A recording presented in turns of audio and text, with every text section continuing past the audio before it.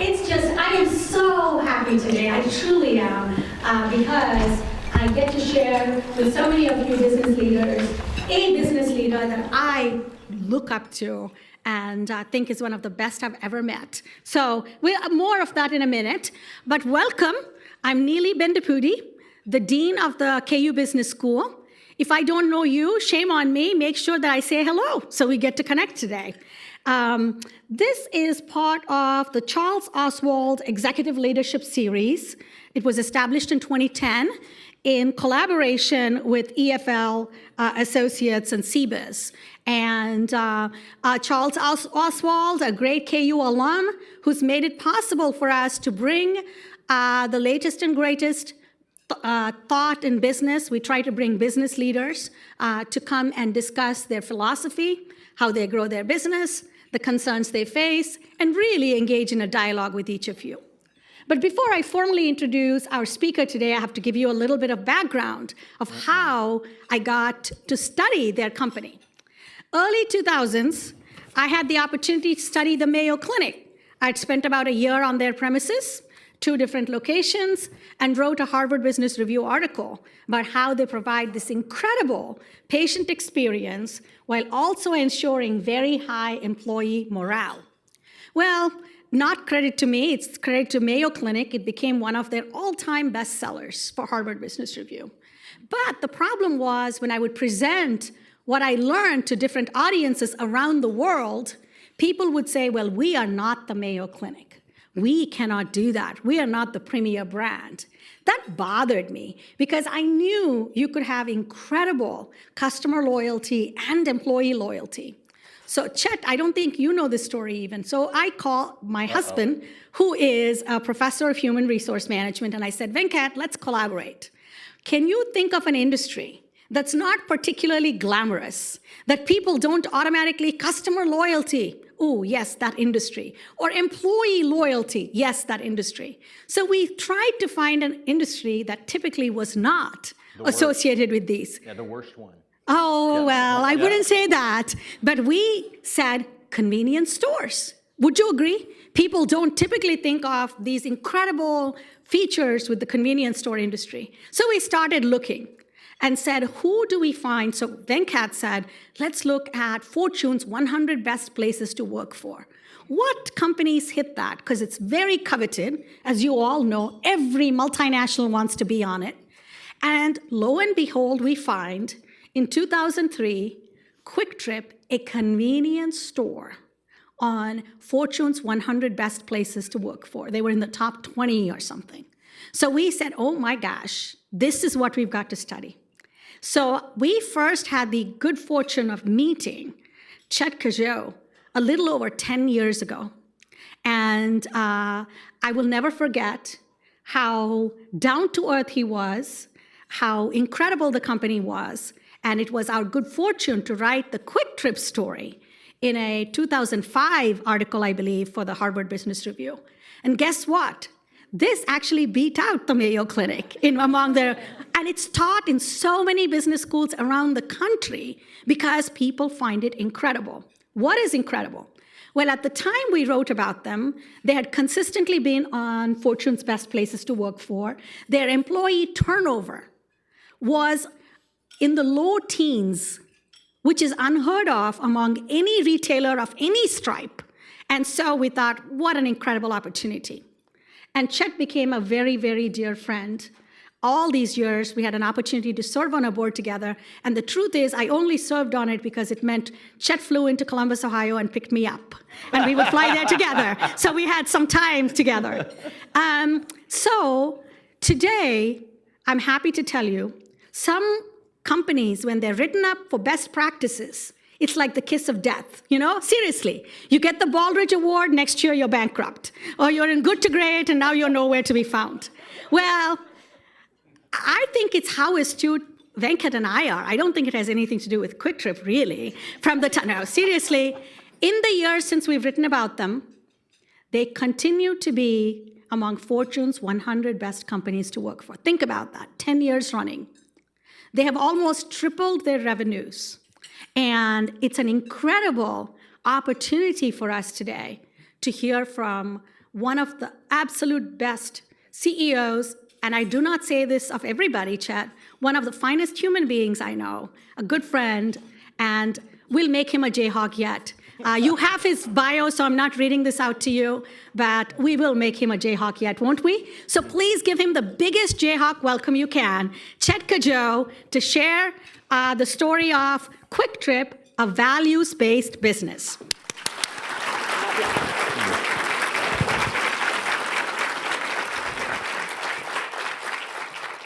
Well, Neely pretty much covered it all. What questions do you guys have? I think, and if you guys don't mind, I'm not going to stand up here behind the podium because all you'd see is my nose. I'm only 5'7", so, and I don't stand still very well anyway. So, my name is Chet. I live in Tulsa, Oklahoma, and I'm the CEO of QuikTrip, which I consider to be really, honest to goodness, probably the best job extant. I don't know what you'd find that would be a better gig, because I get to get up out of bed every single morning, and because I'm financially secure, which makes things simpler, I get to go to bed with, or get to go to work with this purpose to provide an opportunity for our employees to grow and succeed, and that's literally why I get out of bed in the morning. And it just so happens that by making our employees successful, we make our shareholders successful, we make our customers happy, and all that sort of thing. But it's hopefully in Kansas City, everybody's been in a QuikTrip store. Is that a fair statement? I mean, I don't want to be arrogant about it, but even if you hate our guts, hopefully you ran out of gas sometime and you had to go in. So you might be shocked, and I'm going to go through a slideshow really quick. I'm really interested in answering whatever questions you have, because otherwise I'm just guessing at what you want to hear about. So I'm going to get through it as quickly as possible, especially in a room where people have seen a QuikTrip and that sort of thing. Hopefully you know something about who we are and what we believe in and that sort of thing. But you might be surprised as a customer that the number one thing that we focus on isn't customer service, and it's not. Okay? I mean, what we really focus on is our employees.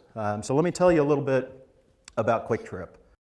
Okay, so who are we? We were started in 1958. It was started by my father, so for all of Neely talking about what a phenomenal CEO I am and all that sort of thing, I'm actually just a member of the Lucky Sperm Club. There's no way that I'm the smartest person at QuikTrip, but I am fortunate to have lucked into the job. Started in 1958 by my father, but it was actually, the idea for the business was actually from a friend of my dad's from school, a guy by the name of Bert Holmes. Fact of the matter is, Bert Holmes, there were only 300 convenience stores in the entire United States in 1958. It was an industry that didn't exist, okay, which is the only reason that we made it, is that there were only 300 competitors nationwide, okay? The reality is if we'd started, and today there are 200,000 plus C-stores in the United States, for perspective, okay? If we'd started today, we would have gotten killed because we did so many things wrong to begin with. But Bert had seen 7-Elevens, which are ubiquitous now, but back then there were very few of them. They were based in Dallas. He happened to have seen some, and he said, you know what? That seems like a really neat business. And so he took my dad out to lunch, and he said, listen, my dad's name is Chester. He said, listen, Chester, I saw this business, and I love my job, but I think this is a really neat business. And because I love my job, I don't really want to go do it, but I'd pitch in some money. You hate your job, so why don't you go do this? And you come up with some money, and they did. So they came up with, between the two of them, $15,000 to start the company. Dad came up with $5,000 that he borrowed from his folks. That doesn't sound like much. That's $120,000 today. Okay, so that's real money. So Dad came up with $5, Bert came up with $5, and then they went out around town and found various other business people in Tulsa, Oklahoma to come up with the other $5,000 as shareholders to start the business. So they started the business. We got into gasoline in 1972. You all probably all think of us as a gasoline station today, but the reality is that for almost half of our existence, we didn't even sell gasoline. We didn't even get serious about selling gasoline until about 1984. I mean, the way we got into the gasoline business in 1972 was that we stuck a gas pump on the front sidewalk. We were like, woo, we're in the gas business, right? Just proof positive that we did everything wrong the first time, and thank God we didn't have any competitors because we wouldn't have made it. As a matter of fact, we decided, I've gone back and looked at the notes, I was just barely out of diapers in 1972, believe it or not. I know that I don't look like it, but I really am only that old. But I went back and I looked at the minutes from the board meeting that was held where they decided to get into the gasoline business. That board meeting was held in the back of a van on the way to an OU football game.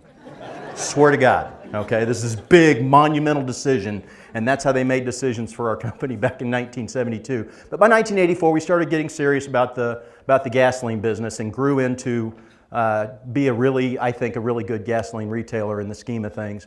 These days, we've got over 14,000 employees. We're in about 10 major cities nationwide. And nationwide probably isn't fair, but from one side of the country to the other.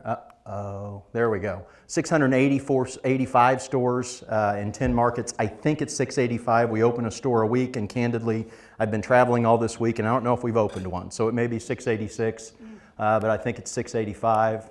Approximately $11 billion in annual revenue, but that's cheating because we sell gasoline, and gasoline could be $4 a gallon, it could be $2 a gallon. I wish it was 79 cents a gallon and that our revenue was lower. And you don't really make much money on gasoline. By the time that makes us sound really big, and we stick our chests out and we say we're big, we're red, we're tough, but we're one of the largest not-for-profit businesses in the entire country if you were to look at our statements, okay? That's just not a real statistic. Number 30 on the Forbes list of privately held companies, number 48 on the Fortune list of best places to work. And all of that is really truly because we're based on a strong culture. I would tell you that it really is a lot like a cult. The people who leave QuikTrip, that little turnover that we have, those people think we are absolutely bonkers crazy because they don't fit, because we made a hiring mistake, because we hire based on some very specific values. There are core values. If you're a reader of Good to Great or Built to Last or any of those books, we cheated whenever we went on this little journey to try to figure out what our core values were. Oh boy, got way ahead, didn't I? First core value is that we only want to hire people, and I want to be very specific about this. A lot of companies have core values. We found them. Okay, you don't sit down and say this is what we want to be when we grow up. If you're really going to talk about your core values, you say, okay, what is it about this company? If you go through and look at all the people who work here, what do they have in common? Okay, it's not that you aspire to these values, it's that this is who we are. Good or bad, this is what people who work at QuikTrip have in common. And so whenever we figured that out, then we went on a quest to say, you know what, we're only going to hire people who have these same values. Doesn't mean that they don't have other values, they probably do. But the ones we have in common, we need to make sure we hire based on those. And so we were talking here before lunch about how do we find these employees, how do we screen for employees, and it's this. We screen based on these values. And if we find people with these values, which is rare, not because they're the best values or anything, but because this combination is rare, then we hire them. So the first one is we want to find people who want to be the best.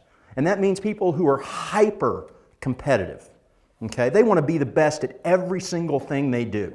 If there's a sport and they aren't any good at it, they don't want to play. Okay?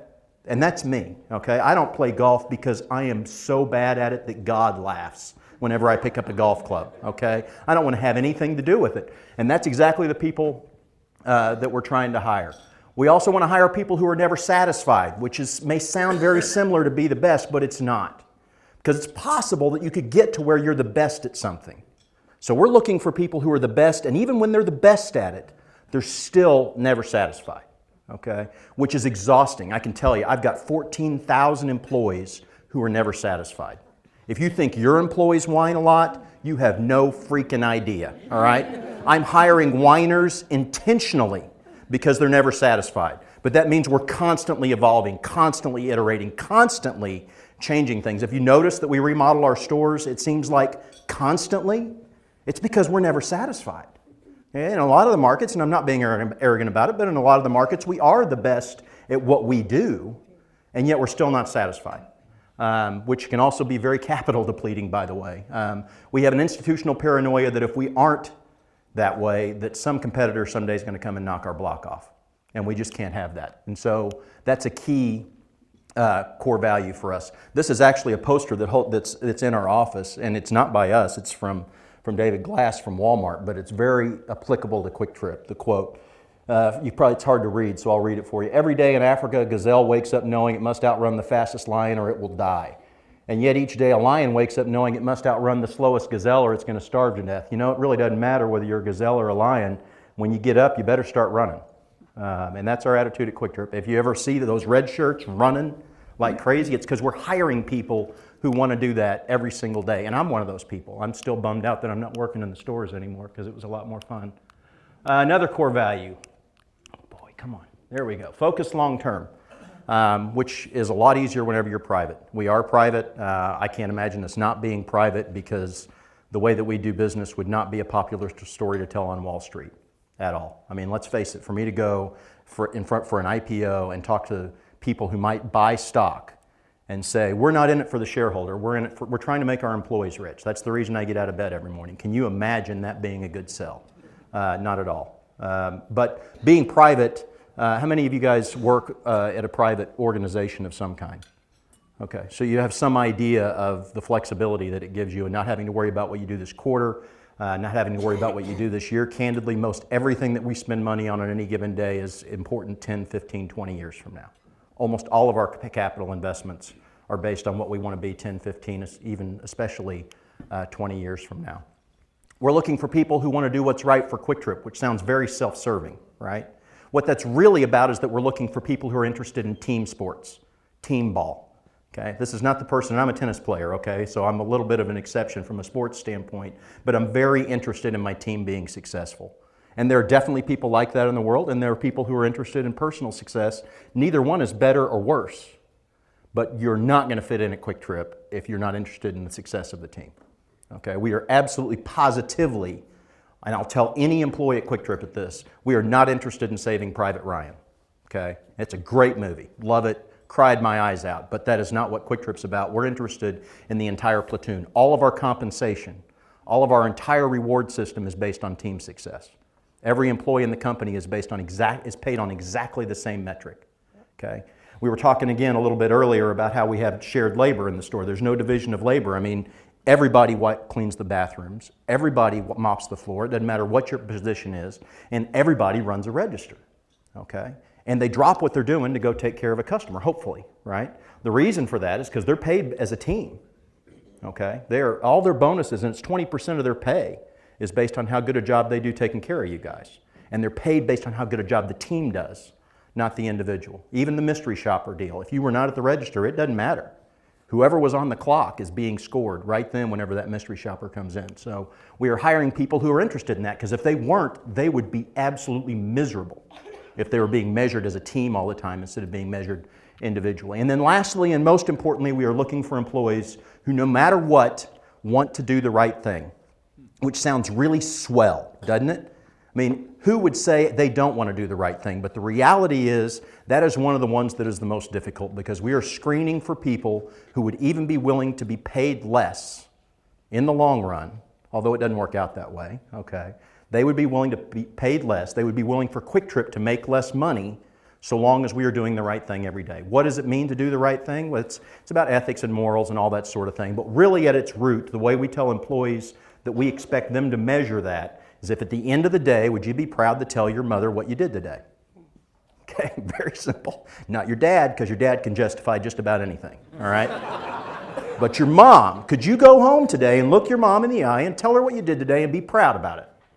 Okay? Not your best day necessarily, but is there anything in that day that you would not want to tell her? Because if so, you probably didn't do the right thing. Okay?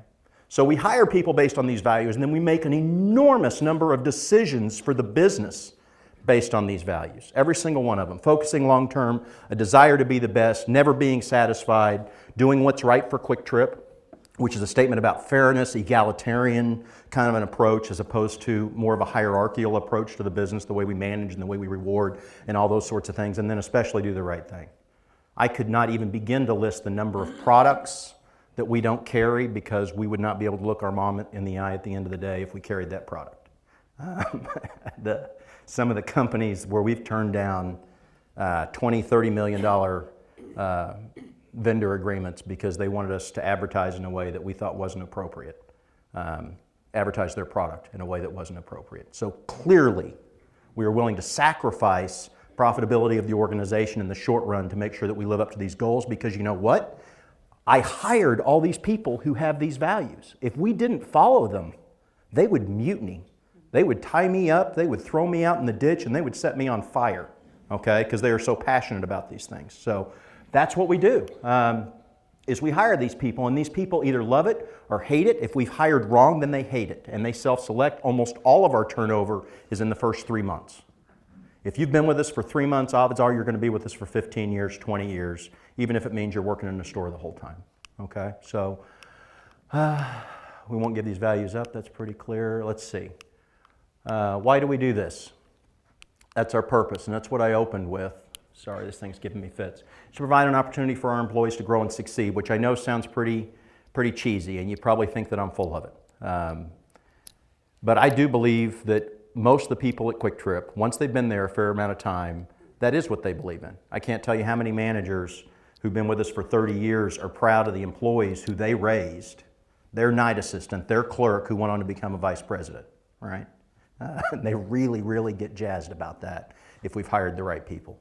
I certainly get jazzed about it, and it really is the reason that I go to work every day. It just so happens, in my belief, and certainly in our experience, that if the number one thing that we focus on is making sure that we take care of the employees, if we've hired the right people, which is important, you can't hire creeps, okay? But if you didn't hire creeps, if you hired good people with consistent aligned values, and then you go and try to make them successful, or at least give them an opportunity to be successful, you're going to be a successful organization, at least in our industry. Now, we were talking before lunch. I understand, and we are very self-aware of the fact that we are not doing anything that complicated. Okay, so that may not work for all industries. I don't know. It's the only place I've ever worked. Okay, I can tell you that in a service, pure service organization, that is a strategy that's been very successful. A little bit really quick about QuikTrip, about the things that we're good at. I don't ever talk about the things we're bad at. That's not any fun at all. So I'm only going to talk about the things that we're good at. If you talk about Retailing 101, there's the 5 Ps. Hopefully anybody that went to business school knows that what you should be doing as a business is trying to focus on one of these 5 things. You want to be great at one of these 5 things if you want to win in business, okay?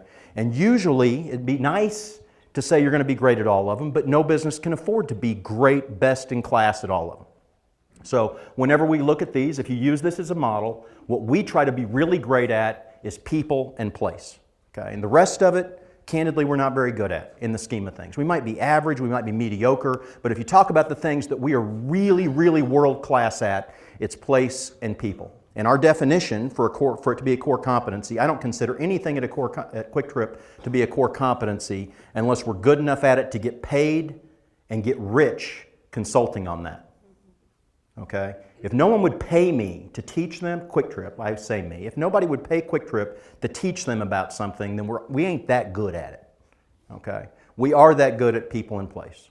Okay? And I'm not saying that being arrogant. I'm very confident that we are really, really that good. So I'll tell you a little bit about that. But first, that little last comment about we have to be on our game. And there may be other industries that are like this. I do want you guys to think about this. We are in an industry, specifically gasoline, that is absolutely positively a zero-sum game.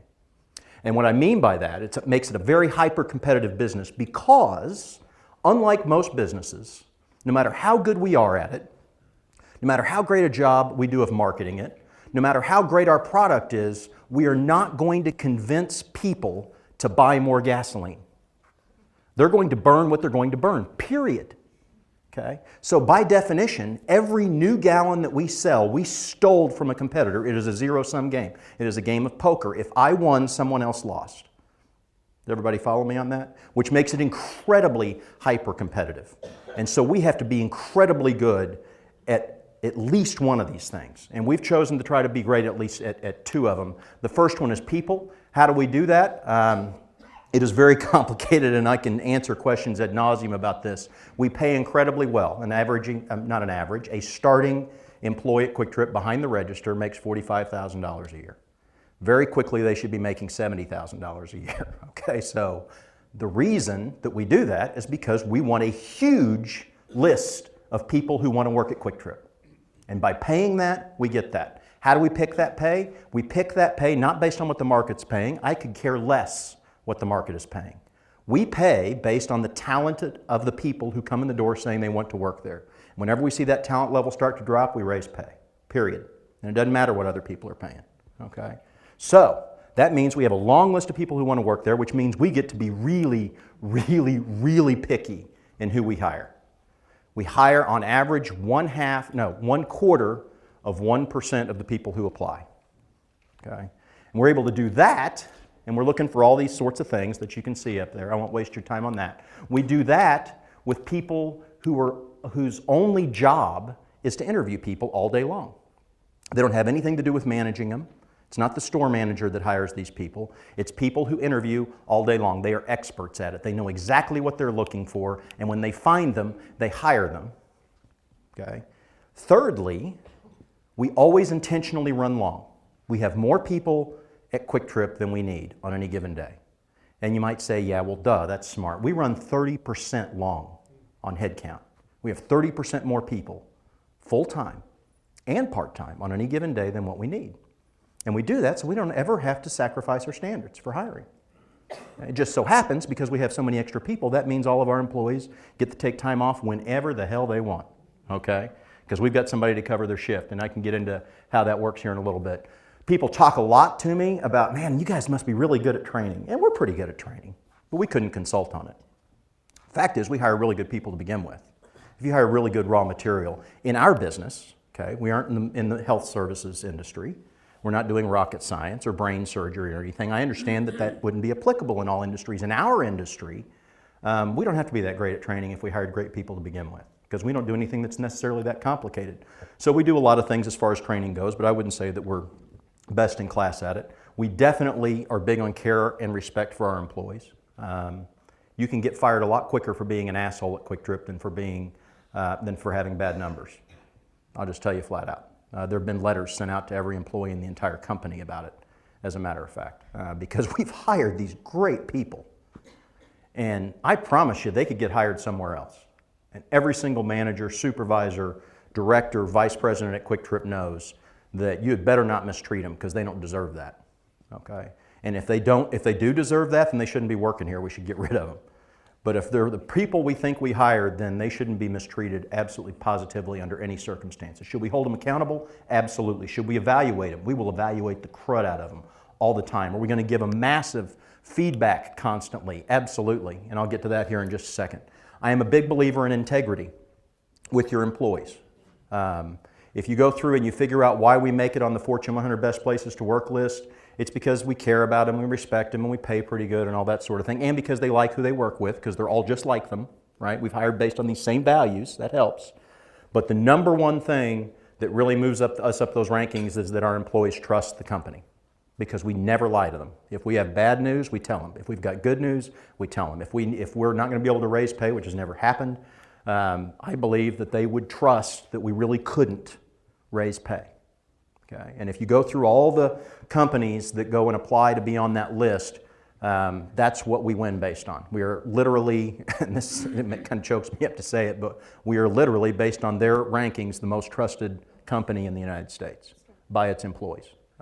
And I'm a firm believer in that. And sometimes that is really hard. You have to be comfortable with confrontation in a lot of cases to have that level of integrity. But I really think that if you've hired the right people, in the long run, they respect that. We share with our employees. They have an ownership stake. 15% of the company is owned by employees. We give them a lot of money, give them an ownership stake, all that sort of thing. Our benefits are extraordinary. Our health benefits makes Obamacare not an issue for us at all. They get great retirement benefits. An average QuikTrip employee, if they work for us their entire career, there's no way that they could retire with less than $1 million. No way, the way that it's set up. And it's not a pension, it's 401k and an ESOP and all those sorts of things, but we are pouring money into it constantly, and we even give them a sabbatical. I haven't had mine yet. I haven't worked at QuikTrip long enough, but at 25 years, you get a month off, and every 5 years thereafter, you get a month off in addition to your regular vacation time. And then, as I said earlier, we're big believers in feedback. Every employee, all 14,000, gets constant feedback on their performance from their peers, from the people above them, from the people below them. It's a full 360-degree evaluation, and they are even ranked, believe it or not. An employee can go out and see where they rank on all the metrics that we measure. They can see if they're in the top percentile, the third percentile, because again, who did we hire? We hired people who wanted to be the best and were never satisfied, so they, by God, want to know what their grade is. Constantly, right? And they work diligently to try to move up that list all the time. So that's all the stuff we do as far as people goes.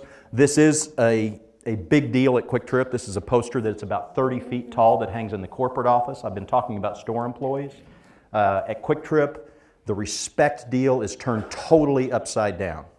If you are a store employee, you may not believe me when I say this, but we all work for the store employees if we're in the office. Okay? We all grew up in the stores, almost all of us. We were promoted from within, and so we know how hard that job is. We know how hard the red shirts work, and so we believe fully that if you're not taking care of the customer, you damn well better be taking care of the people who are. If I get a phone call from a store, I don't care what meeting I'm in, including a board meeting, I'm going to stop what I'm doing. I'm going to go find out what in the hell is going on in that store that they need some help. Now the reality is that those guys and gals know how to run a store, and we don't get very many of those calls. But if you get a call like that, you better drop what you're doing and take care of them.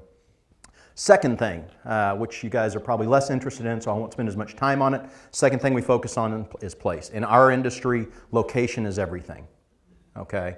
Having a great workforce is about making sure you hire great people and take care of them. That's what results in great customer service, and that makes you like us, hopefully.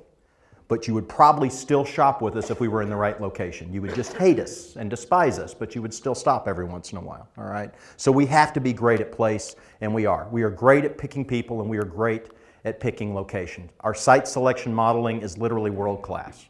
I can tell you that because at my heart, I'm a math guy, okay? I'm a statistics nut. I love that stuff. I wrote the first statistical model for selecting sites for QuikTrip back whenever I was in college. I did it in Lotus 1, 2, 3. It was like a multiple regression analysis deal. Literally, in the disc, it was the 5 1/4 inch discs. I mean, I am that old, all right? So I wrote that, and that is nothing like what we do today. I mean, we have an entire department. Our business intelligence group is filled with those people, math PhDs, and not just any math PhDs. These are the people who make you sick because they got their PhD when they were like 12. You know the people I'm talking about? All right? And they're geniuses, and they write stuff that is absolutely extraordinary. But we can tell within 2% what a store is going to run in volume before we open it. Okay, just based on, give me a latitude, longitude, and I'll tell you what a QuikTrip would run. It's as simple as that. So they are very, very good at what they do, and we invest a ton in that, in the hardware, the software, the talent, to make sure that we don't ever leave that. Constant reinvestment, on and on and on. You get the idea. We invest a lot in that. Average age of one of our stores, we've been around since 1958, but we tear them down all the time because we find a better location. Things change, traffic changes, people move, all that sort of thing. So the average age of a QuikTrip store is 8.3 years. And we go in and remodel them at least every 3 years, which takes enormous capital investment to do that. Our stores are very expensive to begin with. There is not an ROI on the planet that would justify it. I'll just tell you that. But if you don't do that, that's how you end up with a huge chain of old stores like most convenience stores are. And we don't ever want to be that. Last couple of things, and then I'll get to answering questions, which is the really interesting stuff. I can assure you that we don't take ourselves too seriously, including all the people in the stores. We do understand, and people think that we're swell in a lot of cases, but let's face it, what we do isn't rocket science. Okay? I understand that most of the people in this room have much more sophisticated, difficult jobs. I understand that you need to train, you need to hire trained professional people who know their stuff, because they aren't just mopping floors, they aren't just cleaning toilets, they aren't just making change. They're doing things like engineering and architecture and rocket science and brain science and all that sort of thing. And so we understand that about ourselves. And candidly, it's really nice to not have to worry about that stuff. We get to just worry about hiring really great people all the time and then finding a great place for them to work. The key for us really truly is, once we've hired those great people, is individual leadership, making sure that the people who are then looking after all those employees, all this great talent that we worked so hard to find, that we take care of them and that we respect them every single day, so that they will respect the customer and that you guys will continue to like us. This is one of my favorite quotes, and it's actually from a young lady who retired from QuikTrip now. She was our CFO. She started out in the mailroom, literally the mailroom, and she believed this, and I believe it too. And everything that we do, there's the easy way and there's the right way, and they're never the same, ever, at QuikTrip. If it's the harder way to do it, then odds are you're doing it the right way, and that's what we believe. So that's it about QuikTrip. What questions you guys have? Oh, you don't need to clap. No, that's all right. Yes, sir. What's a person goes to the store and works? What's I'd say a typical? How's he advancing the company? I mean, does he typically stay in the store? Or is there like a head? I know you guys have got a location on 71. Yep. Does he go to there or to Tulsa, or what's the next? I got you. Okay, so the way it works is you hire at the entry-level position. You don't get to hire in as a store manager. Okay, you hire in. Everybody hires in at the same. I started on the graveyard shift, just like everybody else. Whenever I got out of college, it was a hell of a lifestyle change, I can tell you. And so they go from there to the next assistant manager position, which would be an assistant manager on the day shift, and you go from there to the next assistant manager, which would be the person who doesn't have to work weekends, okay? And then you go from there to be a store manager. So then your question really is, where do you go from there? And there's actually a step in between there, because all of our employees get paid a percentage of their store bonus, of their store profit, okay, as a team. They get paid a percentage of how profitable their store is. And so what really happens is you're a night assistant manager at a low volume store where your bonus isn't that big. And before you even make it to the day shift, you'd get promoted to a really high volume, really busy store that makes more money. And then you would go from there to a low volume store on the day shift and so on and so forth. So if you see our employees moving around a lot, then it's because they got promoted, okay, or demoted, because we're big in feedback, right? Somebody beat them out and somebody else deserved that store with the higher profit bonus base. But they're being moved around not just for position within the stores, but to higher or lower profitability stores. So from there, then they would go to work in our division office, assuming that they didn't apply. Almost all of our computer programmers came from the stores. Some, we do analytical testing for people who we think would be great at computer programming, and then we send them to school. Actually, the last 2 Juris Doctorates that we hired for our legal department came from the stores. They had their JD, they'd passed the bar, they knew that to be an attorney at QuikTrip, they needed to go get a job in the stores. So we always post everything in the stores before we ever hire externally, because we promote from within. And then sometimes we can't find the talent in the stores and we go hire it outside, right? Or we have a specialized need. So if you're not one of those people who applied and went straight to Tulsa, where the only place we have that job is at corporate, then you keep working your way up through ops, and you would become, from a store manager, you would become a training manager. Training manager is exactly what it sounds like. They go and they train managers to be better managers because they were the best managers we had. Those are also from those ranks, we hire the people who would be interviewing all day. All those interviewers that I talked about, and that's all they do is interview applicants all day. They came from the stores, and nobody can interview people unless they came from the job they're interviewing for. So then you'd work your way up to be a personnel manager for the division, let's say, or running 12 stores, any number of things. Typical hierarchical stuff that you might guess. And then, again, if you haven't applied for a position that's out of operations, then you would work your way up through operations until you ran Kansas City or another division somewhere else. Does that make sense?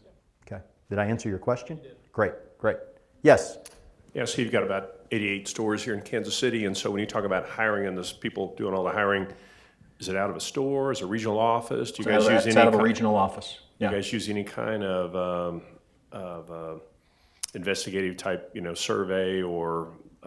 We do background checks. Well, but any kind of analysis, psychological absolutely. analysis and stuff, like Unicrew or something like that, for others that we do develop? psychoanalysis on them to figure out if they've got those values. Because if you ask somebody, do you want to be the best? No one would say no, And so you have to ask it more cleverly than that. And we had some really smart people who helped us develop that.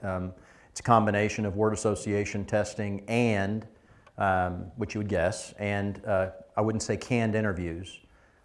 We have probably, don't hold me to this, I want to say out of a 20 question interview, there are probably 300 different permutations of that interview, so that you don't ask the same question of people over and over, but you ask questions that get the same answer. You follow me? And so the computer generates a randomized interview from this set of questions that are all asking the same 20 questions, but in different ways. Does that make sense? And I was not a psych major, so I don't get it, but it seems to work really well. Absolutely. Yeah. Yes, sir. Given what sounds like is maybe kind of a homogenous mindset Yeah. of the people you hire and the lack of turnover, what are your challenges in terms of creating new ideas man. and keeping it fresh? I told you I don't talk about the things we're bad at. We are terrible at innovation. We really are.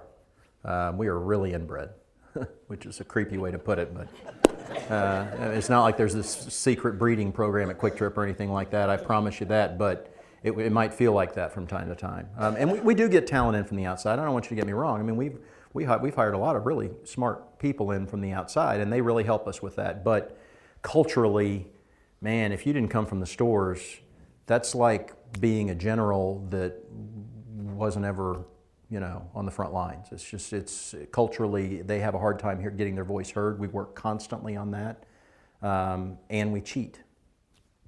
We are really good at execution. We are really good at copying someone else's idea, but we are not good at coming up with them ourselves. So that is definitely not a competency. We need to be better at it. So, answer your question? Yep. Great. Yes, ma'am. You said the average age of a store is about 8.3 years. Yep. Like a store just went up in Gardner, Kansas. Yep. So when you looked at that location, there's not really a place to build a new store when you want to remodel it or Correct. tear that down. Yeah. When you looked at that location, did you look at where you're going to put a new store in roughly 8 years? No, I mean, that's a great question. I haven't ever thought of it that way. We always think that we're building them for forever. I mean, otherwise we wouldn't spend as much money on them as we do. You'd do stand-up or tilt-up or something. Every time we pick one, this is a great location, it's going to be here forever, and then just so happens that 8 years later, you dirtbags out in Gardner decided to drive to work a different way or something. I mean, it's the damnedest thing. If you just sit still and do your same thing every day, it'd be a lot less expensive for me. But actually, even if it was the same location, I mean, eventually a store gets to where it needs to be redone. And sometimes, in a lot of cases, it's just cheaper to just tear it down and start over. We will look at remodels of a store, and I can tell you, I mean, a QuikTrip store, a new QuikTrip store costs $5 million total. Of that, the actual building envelope is about $1.2 million. The rest of it is equipment and concrete and land, obviously. And so, man, when you start looking at it, and I'm looking at them right now, we're putting kitchens in every single store, right? And so to do that, in some stores costs $250,000. And I'm like, great, let's go do it. And some of them, you know, because of the electrical or the plumbing or whatever, it's $500,000. And you start to scratch your head and say, do I really want a 20-year-old store that we shoehorn something into, or do we want to tear it down? In a lot of cases, we tear it down. The only rub is that for us to tear it down, that means we have to close a store. Have you guys ever seen us, it's pretty rare, have you ever seen us close a How many of you guys have seen us relocate a store 3 feet behind the existing one? Across the street. Right, across the street, on top of, all that sort of thing. And that's because, man, those stores, thanks to you guys, they make pretty good money. I mean, you hate to close that damn thing. Not to mention the fact that in the meantime, our customers are going to be ticked off, right? Because that just happens to be the week that they didn't change their traffic pattern to work, right? And so it's just by happenstance. We don't build a store knowing we're going to move it in 8 years.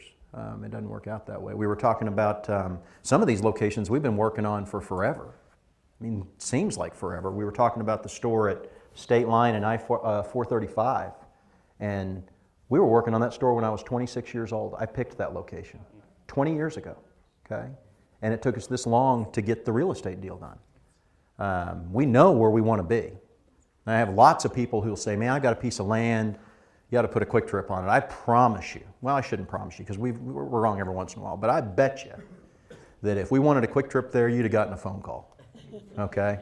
Because our algorithms are running constantly every night whenever we've got some downtime on all of our processing power at the office. So we always think we're right, and then 8 years later, we were wrong. Does that make sense? Okay. What else? Yes, sir. You know everything already. What are you doing? Go ahead. Chet, talk a minute about your annual employee meetings, from the time commitment on your part to the amount of information you want to share with employees. Yeah. Kent is in our lending group, and so he already knows all this. He's just pitching me a softball, and thank you for that. We do what are called employee meetings. Annual employee meetings are something that we've been doing since somewhere around the dawn of time. I spend about 4 months a year going around and meeting with all the employees in the company. With 14,000 of them, that's how long it takes anymore. And go around and just say, okay, you're never satisfied. Tell me about it. What are we doing that's wrong? What do we need to do better? It's exhausting, but it's incredibly important. Culturally, it's incredibly important. And it's 4 days a week, something like that, August through Christmas, basically. Obviously, I think it's very important for me to dedicate a third of my career to it, and it is very important. Was that the hit that I was supposed to make off that softball? Would you mind sharing just some of the detail you do share? Oh, yeah, right. Yeah, we share everything. I talked about integrity. We're also big believers in transparency. I mean, we talk about everything in our strategic plan. I want every employee in the company to know, again, we're a team-based organization. And they cannot possibly do their job to the fullest if they don't know what it is we're trying to be when we grow up. And I mean 15, 20 years from now, we tell them. And do our competitors find out about it? Yeah. I mean, there's no secret that you tell 14,000 people and it's still a secret. That's just the way that it is. The only secret that we keep, because we tell them how much we make, we tell them what our capital plan is, we tell them everything. The only secret, the only thing we don't tell them is where our next new market's going to be. And I tell them that. I say, guys and gals, I'm just not going to tell you because that's too important a secret, because If our competitors find out where we're going next, then they start buying dirt, and it's going to make it that much harder for us to get in there. But everything else I tell them. And if I forgot to tell them, then they ask me, because they know I'll tell them, whatever it is. Okay? Yes, sir.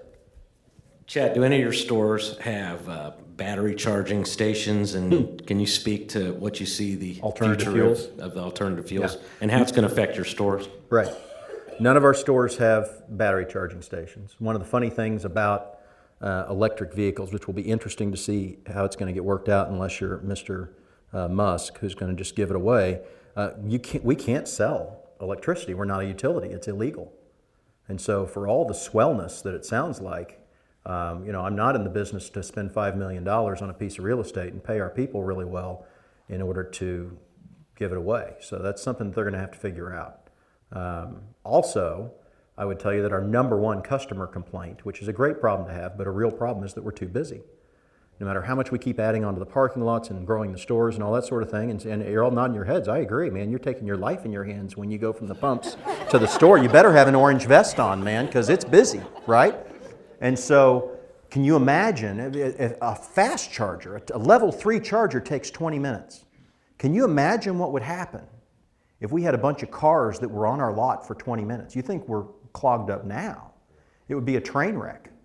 And so that'll be interesting to see. Honestly, I would tell you that I think it is very possible that the future alternative fuel is electric.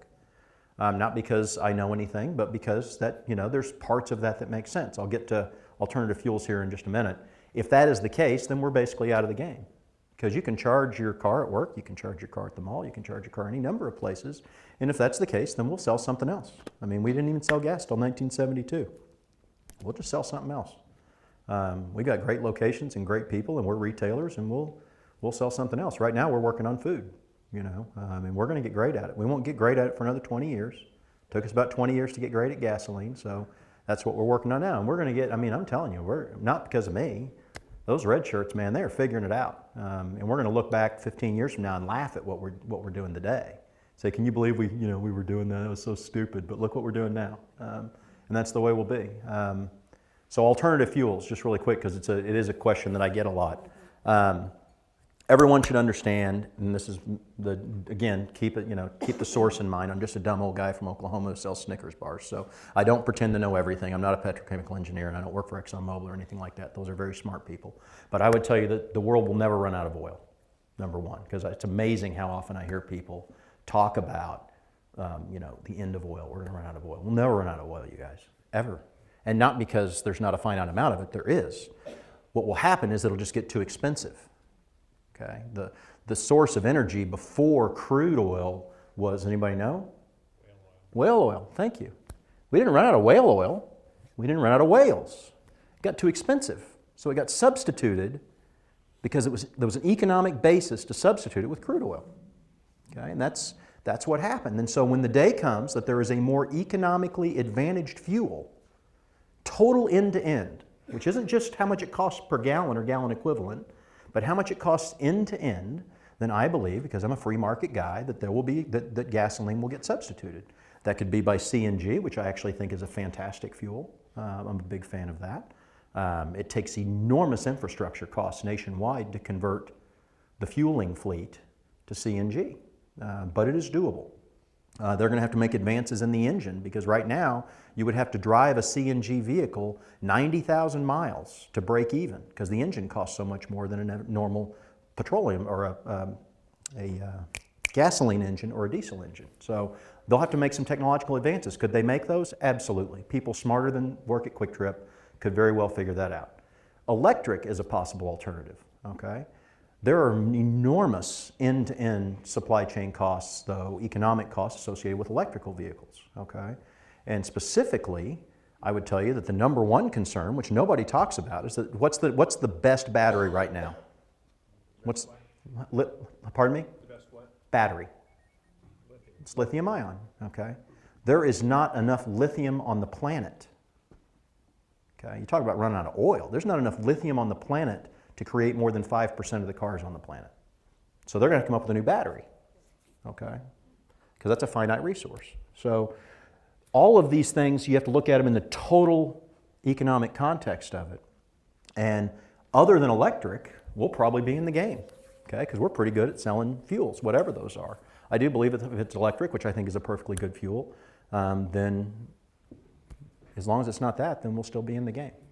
I can tell you that we know that we are less dependent on gasoline than anybody else in our industry also to stay in business. We can actually break even with no gasoline sales. And we're the only C-store chain or gas station company in the United States that can say that. Because we sell so much stuff inside the store. We can pay the bills without it. So we'll be ready. We've been working to get ready for that eventuality for about 20 years now. You keep hearing that 20-year thing? Yeah. Yeah, that wasn't me. That was my old man. He said, oh, God, gasoline's going to go away someday. We better get ready. So we got ready. We're ready. I'd rather that it didn't go away because we make pretty good money on it. Not on a per gallon basis, but in total, that's a good business. Yes, sir. Could you talk about the genesis of your core values? Yeah. And then kind of that transition as finding people that already work for your company that are either accepting those core values or kind of going rogue and rejecting them? You're going to be really let down because it's not that complicated. I mean, we sat around, I think it was our 40th anniversary of our company, and we were sitting around and Built to Last had just came out, and we read that book and said, I wonder if we have core values. Let's see if we can figure that out. And about 20 people, senior executives in the company, sat around and said, what do all of our people have in common? And we asked our employees, what do you think you have in common? And they're the ones who knew quicker than we did from polling, and they told us, these are what we think we all have in common. They sent in their list of values total, and then we looked for statistically what were the common denominators, and that's how we came up with that list. And so, had we already been hiring people based on that? Yeah, basically. We just didn't know it. We weren't that smart. We were just hiring QuikTrippers. We just didn't know how you defined a QuikTripper. And so that book gave a process for how you define it. Does that make sense? So it's not that big a deal. I mean, it's just... You've never run into people that didn't fit that mold? Oh yeah, absolutely. Absolutely, we've run into people that don't fit into that mold, and they just aren't necessarily very comfortable working for us. It doesn't make them bad people. I mean, I could probably list 1,000 values that would be very, wonderful values. The point is, though, those are the values we have in common. And it's not that we all have the same values. We have those same 5. And everybody at QuikTrip may have another 20 that are really important to them. And so we are different in some ways. I mean, back to this inbred question, but we have those 5 in common. And we hire some and we miss. And generally they're pretty uncomfortable and they self-select out. Not because we chased them out or anything. Mostly it's, why in the hell would we not sell this if we couldn't make money at it? That affects my bonus. I'm out of here. Why in the world would we, focus on something that is going to make us successful in 20 years? I'm going to be retired by then. Why do I give a rip? Why am I getting paid on the team and how the team does rather than how I did? I really kicked ass today. And I get that. Those are all very fair questions. And that doesn't make them a bad person. It means that they're not comfortable working for us. Cool? Well, you're a cheater. No. I really want you to speak to all this talk. You might think that I want you to tell them about what your returns are, which are independently appraised relative to, say, the S&P. Because that's what I love, that doing the right thing for their people and the customers actually. Yeah, we do pretty good. Yeah, I mean, it does so happen. I mean, we do very well. We post for about the last 30 years, it's been about an average 20% return, which over that time span. And then you can look at it over 10 years, over 20 years, over 30 years, and it's pretty consistent. Now, some of that has to do with the fact that we're really good at picking locations. And if it isn't going to make sense, then don't build it. I mean, we don't build one that's going to get 15. Don't build one that's going to get 10. So we have a lot of control over that. I don't want you to get me wrong. Mm-hmm. But we're able to do that even though we really take care of our people. Mm-hmm. And we do that, I think, because we take care of our people. And I think we do that because we focus on 15 years and 20 years and so on. Because I think that we would miss a lot of opportunities if we didn't. And I think we'd be in big trouble right now if we didn't. Gasoline consumption peaked in the year 2007, you guys. It's been going down ever since. Americans don't have enough money. Gasoline's too expensive. I can promise you guys may think that we get all throw a party when gasoline hits $4 a gallon. Nothing could be worse for our business than expensive gasoline. Because you have to buy gasoline. And we don't make much money on gasoline on a per customer basis, on a per gallon basis. And that means you don't have any money to buy a cup of coffee or an iced tea. I mean, I would love for you to buy iced tea. That's like dirt in a cup, and I get the charge for it. That is awesome. That is awesome. Okay, so all that money you guys have. A person only has so much money, right, in their wallet right now, and it's getting spent on gasoline. And so, gasoline consumption peaked in 2007, and we would be in serious trouble if we weren't focused on 15, 20 years. A lot of people in our industry are in trouble, and not like they're going to go out of business tomorrow, but if you're in a business where the future says that your sales are going to go down 3 to 5% a year for the next 30 years, you'd probably be puckering. But we've been working on it for a long time, so we're ready. Yeah. I see on your bio that that QuikTrip employs 60% part-time people. Yeah. I'm curious as to what, obviously that's some kind of conscious decision. What's the rationale behind that? Well, I mean, I don't know if we do anything that consciously. It just so happens that's what the statistic is. And all of our part-time is associated with peak shaving. Because we are, literally by hour of day, we know in 15-minute increments, by every 15 minutes of the day, we know how many man-hours we need on a by-store basis to run that store and deliver the customer satisfaction that we expect to have. Specifically, that the store needs to be stocked, coffee needs to be made, tea needs to be made, we need to clean the parking lot. We know how many seconds it takes to do everything that the store needs to have done to it. And then we know, based on the number of consumers that are going to come through the door, which is actually very predictable. Again, I'm a math guy, okay? So we can predict very accurately in total how many customers are going to come in every 15 minutes over the course of the entire year based on the algorithms. And so we know how many man hours we need in order to meet our customer service standards. That moves around a lot based on traffic patterns of consumers. And so we use part-timers because we need them for 2 hours, okay? We don't use them because trying to save money, other than we don't want them standing around. We actually go the other way.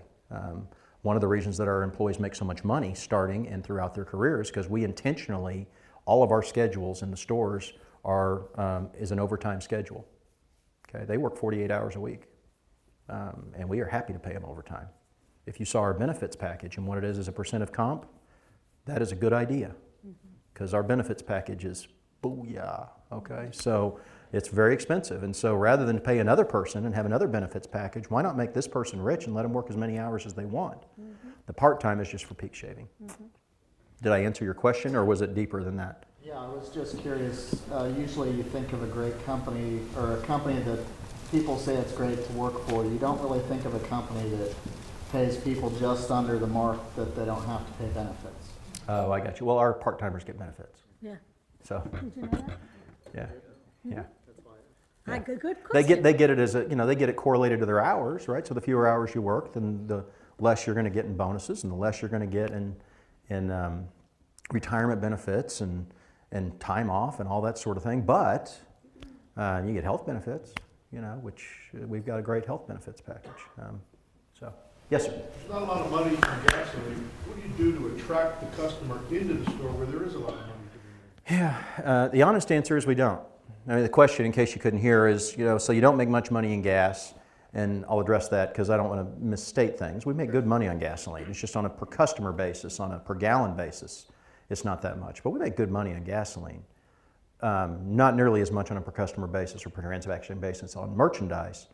But we don't try to entice people to come into the store other than make sure we've got great people so you're not afraid to go in there. I mean, there's a lot of people in our industry, most people in our industry, those stores are nasty. You wouldn't want to go in there. No matter how bad you had to pee, you'd pull down your pants and pee on the side of the store before you'd go in there in a lot of cases, okay? And so you want to make sure it's not that. But as far as marketing goes, nothing. Because reality is, and this is a nice problem to have, we're pretty busy, okay? And a typical customer shops us inside more than they shop us outside. You come and see us once a week for gas. A lot of our customers come and see us, once a day for all the other stuff. And so, if you don't want to come in, I shouldn't be dragged. If you want to pay at the pump, that's why we've got those card readers. If we wanted to force you to come inside, we wouldn't have a card reader, which would be really dumb, right? But if you need to go, scat, be gone. I get it. I'm busy too. And if you've got time and you're thirsty or you're hungry, then hopefully you know that we've got stuff in there. And just in case you don't, we put up signs in the front window that make you, kind of go into zombie state and go in and get a glazed donut, Yeah. So I noticed that some of your newer generation stores have side doors, which is really unusual for convenience stores. Yeah. How do you keep customers from walking out with merchandise? We don't. I mean, we try, but people steal from us. People steal from us if it's at the front door. I mean, it might be really eye-opening for people who haven't ever worked at a QuikTrip to realize there's creeps in the world, okay? And they're the people who are real creeps, they don't care if you see them, okay? I mean, they'll grab a case of beer and they'll walk out and give you the peace sign on the way out if they're creeps. Do I want our employees to go tackle them? Absolutely not. That case of beer is not worth one of our people getting hurt. So most people in the world are not that bad.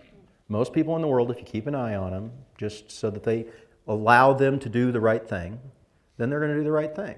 And so we keep an eye on what's going on in the store. It helps that we're really busy. Sometimes we'll have a customer that grabs somebody by the hair and say, hey, you're not paying for that. But in the meantime, what did I say is our number one customer complaint? We're too busy. Okay, and the reality is that we still had, even when we're getting those surveys in, when we go back and look at the data, we've got capacity in the store. Okay, the lines are not more than 3 deep.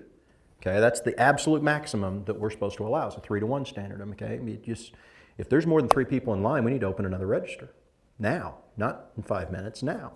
And that wasn't the problem. So what's the problem? Is the problem that we're out of parking? Is that why they're saying we're too busy? No, there were parking places. What we figured out was there was not a parking place close to a door, and that was their definition of us being too busy. Is that anything more than about a 30-foot walk from your car means we're too busy. They don't have that opinion of a grocery store. They don't have that opinion of a Walgreens, much less a Walmart, God help you, for that walk, okay? But at a QuikTrip store, the expectation is I want to be able to park close to a door, and so that means we need to wrap parking around the side of the store, and we need to put in some more doors so that and on any of those stores, even though they have roughly the same capacity, slightly higher, we get no customer complaints about the fact that we're too busy, even though they're running pretty much 40% higher volumes. Okay, yeah, it is in the name. It's QuikTrip. It needs to be a QuikTrip, by God. Otherwise, you're a dirty, rotten liar. Yeah. Let me get this one in the back. Yeah, every time we go on a road trip, it reinforces to us that this country needs a lot more QuikTrips because you guys do it so much better than everybody else. So from a customer perspective, it seems like you could be in a lot more places. What constrains you from a company perspective from going even faster? Sure, that's a great question. So the number one constraint, two big constraints. Number one constraint is, and it's fixable, okay, is that we would need to have the capacity to hire more great people, because I wouldn't want to expand and sacrifice our standards, okay.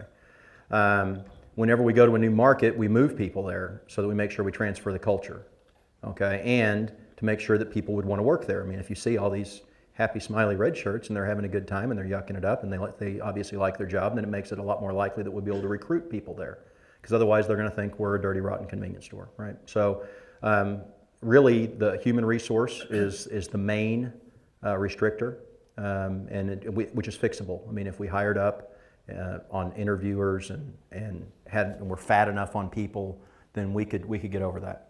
Second thing that constrains us is that they're realistically, because of what we pay and because our stores cost a lot, those things that we focus on cost a lot. I mean, they're your highest costs in any business, and that's what we're saying we're pouring money into. Excuse me. And so there are only certain markets where we can reasonably expect to make money with that cost structure.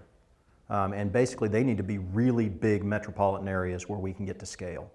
And there's only so many of those in the US that are also from a zoning standpoint, from a land cost standpoint, all these things. So there are probably, I mean, we'll be able to go any number of places in the United States still. I don't want you to get me wrong, but we can't be everywhere, okay? You get out of a big metropolitan area and specifically people don't burn enough gasoline. You can sit down and figure out what your commute time is. I can tell you that we would not build stores in Tulsa today unless we were already there. Okay, because the average commute time, which you guys are going to be jealous, it is sweet, man. In rush hour, I'm at 10 minutes, and I live on the opposite side of town, and it's killing me. that it takes 10 minutes to get to work. Well, that means I don't burn much gas, okay? Go to Atlanta or Dallas, Fort Worth, or Phoenix, where the average commute time is 45 minutes. Now, those people be burning some gas, right? They're sitting in traffic burning it, which means that every customer we get is worth twice as much as a customer in a low commute. So all these rural areas where, you know, all along the interstates and everything, there's no commute time there. There's no average consumer gasoline consumption there compared to the larger metropolitan areas. So that's the deal. So then what are our plans for growth? Basically, we grow at the pace that we need to grow in order for our employees to have a chance to get promoted. And that's it. We got plenty of money. I mean, my family, we did great. Our employees are doing great. We get great returns. Candidly, the worst return that we get is to go to a new market, because it'll take us 10 years to break even, at least, because everyone thinks we're a dirty, rotten convenience store for at least the first 5, no matter how good a job we do. And so it takes about 10 years to break even, and we go and do it whenever we can see we're going to run out of store growth. We know how much store growth we need in order for these great people that we hired to still have a chance at, because no one's leaving, right? We don't have any turnover, and that means that if you want to get promoted, if we aren't growing stores, you got to wait for somebody to die, quit, or get fired. And those people got box knives in there, man. I mean, I don't want them to get upset with their coworkers, so we got to have store growth, and we know how much that takes. Okay, it takes somewhere between 5 and 10% store growth for us to feed the beast, so to speak, and that's why we do it. That's the only reason, because it's really complicated. Man, my travel schedule is nasty. So, what else? We may have time for one last question, and then Chet will hopefully stay for. Pick me. I picked you. Yeah. So I'm fascinated by the fact that you're so transparent with all your plans, the strategic plan, where you're not the locations, but everything else, the financials, etc. How come you don't think that your competitors have been able to tap into this? I mean, it reminds me a little bit of the airline industry and how Southwest has really been able to dominate the market. And it used to be people talked about fuel prices and what they had done with futures, Right. et cetera, et cetera. Right. Now admit. But they're still doing it. So. Yeah, we benchmark with Southwest a lot. We're buddies. We're a lot like Southwest, actually. And I think that they're a great company, so I would hate to take it that I'm comparing us to them, but similarities, they fly 737s, right? That's it. If we make a change to a store, we change it in every single store. If you didn't know this, Twinkies are in exactly the same spot to the same inch. Well, not anymore. Pick something else. Snickers bars are in the same spot in every single store that we have in the United States, okay? Because that makes it efficient for us to run them and deliver the customer service that we want to deliver. So why do people not copy it? It is very expensive. Okay, and we grew to this over a long period of time. How long have you lived in Kansas City? Okay, so do you remember the stores that were wood-fronted before the red-fronted signs? 105th and Metcalf. Yeah, they had the slanted V-groove wood. That we weren't always all this, and so over a period of time, we just constantly reinvested, and we didn't need to make money. Again, my family's fine. We're doing pretty good, and so to say that just one day you're going to triple the pay of your employees and triple the cost, quadruple the cost of your store, and then you're going to be patient and lose money for all those years until your sales and margin dollars catch up is almost impossible to say you're going to do that.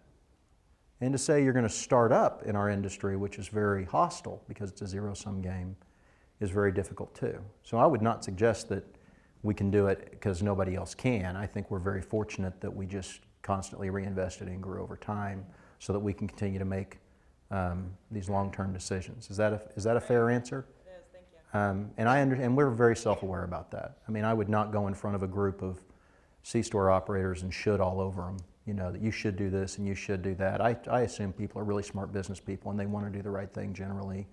I do think that, though, all that said, I think it is very hard for most people to get over a hurdle that their people are literally an investment rather than an expense item. And I'm not talking about in the office. They understand that at their senior executive level.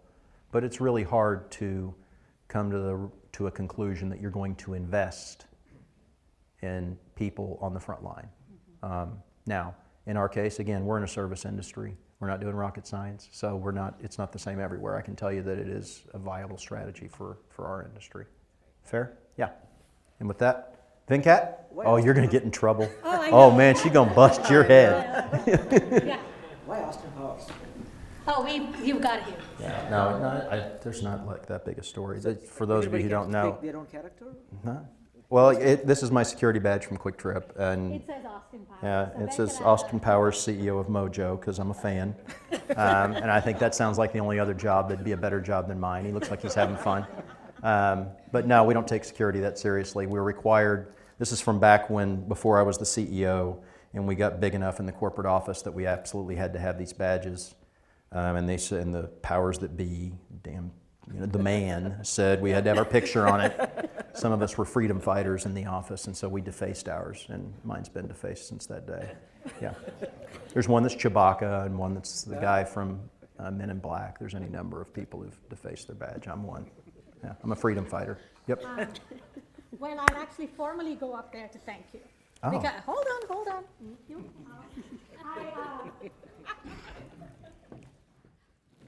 I am so glad for you all that you got to see why I think Chet Cadieux is this incredible.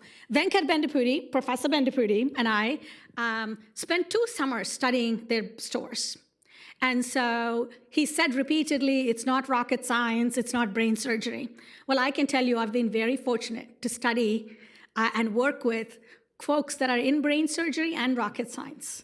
And what they do is really remarkable. Do you remember, Venkat? We did everything except serve coffee because they wouldn't let us get there. There were too many customers. I want to speak to 2 things before I formally thank Chet Cadieux here. One is I've never seen any company invest as much in training. You get a personal trainer, work with you on the job in a busy store like where you'll be. Most retailers, you get trained for a couple of hours somewhere off-site, and then you get put into the store. That's something that I thought was remarkable. Secondly, no lie, I've not met another company, I've not seen another company where everybody really cares about employee safety. I won't go into the stories now, but literally over 2 years, we studied them, and I can tell you that that is true. And I love their philosophy, which I share, that you assume the best of people. 2 things that Chet said, I don't know if he remembers this. I asked him, what things can you train? How do you hire when we did these interviews? And he said, we hire nice people. I can teach people to do almost anything, but I cannot teach them to be nice. It's you either are or not. So their ideas about what they care. And I'm so proud to be associated with a company that does so well. I'm glad he told you they outperform the S&P by a large margin. And the fact that they do so well by doing the right thing for their employees and for customers. You've heard me talk about the nobility of business. That's something I truly believe in. Business is a noble enterprise, and I can tell you, I can think of none nobler. I've had the great privilege of working with many of them, and I certainly count QuikTrip way up there. And certainly Mr. Cadieux here. Oh, by the way, I'm very proud to tell you today is Kansas's birthday, as well as the birthday of my favorite Kansan. So for you, and our favorite person is here. So what a birthday present I arranged for you, Venkat. It's your birthday? No, yeah, it is. So Happy yeah. birthday. All right. Thank you very Thank much. you. No, thank you very much. I love you too. So Am if I you have done? a few minutes, you can chat. But thank you all for coming. And you, we everybody. hope you enjoyed this. Thank you very much. Oh, my pleasure.